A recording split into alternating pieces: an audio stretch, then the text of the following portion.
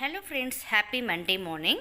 இன்றைக்கி காலையில் வந்து பசங்களுக்கு 2 பேருக்குமே ஸ்கூல் இருக்கிறதுனால கடகடன்னு காலையில் இருந்துச்சு மூக்கடலை கிழங்கு கத்திரிக்காய் போட்டு ஒரு சூப்பரான காரக்குழம்பு வச்சுட்டேன். பசங்களுக்கு வந்து மூக்கிழங்கு குழம்புக்கே தோசையும் காலையில் டிஃபன் பண்ணி கொடுத்துடலான்னு மாவும் கரைச்சி வச்சுட்டேன். மூக்கடலை குழம்புக்கு வந்து தேங்காய் தக்காளி அரைச்சி ஊற்றி கொஞ்சம் சோம்பு போட்டு செய்வேன், ரொம்ப சூப்பராக இருக்கும். சாப்பாடுக்கு அரிசியும் ஊற வச்சுட்டேன். பசங்களுக்கு பாலை கலக்கி வச்சுட்டேன். பால் ஏடு வந்து நான் வந்து எடுத்து வச்சு நெய்யும் வெண்ணையும் வீட்லேயே எடுப்பேன்.